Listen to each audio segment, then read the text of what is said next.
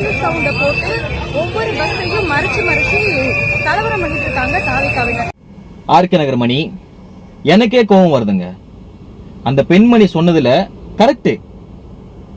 எங்க அந்த மாதிரி டிஸ்டர்பன்ஸ் பண்ண கூடாதுங்க.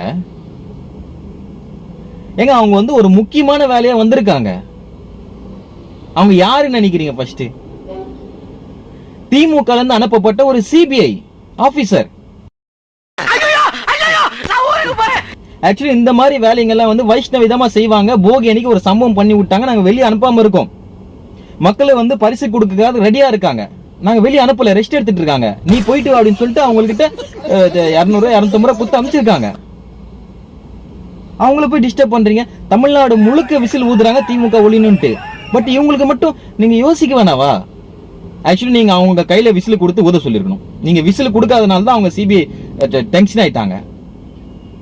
சாரி சிபிஐ மேடம், நீங்க அவங்களுக்கு இனிமே எங்க பார்த்தாலும் விசில் கொடுங்க, விசில் சத்தமும் கேட்க வைங்க. Sorry CBI madam, sorry. நானே பெரிய நடிகன், என்கிட்ட நடிச்சு காட்டியா?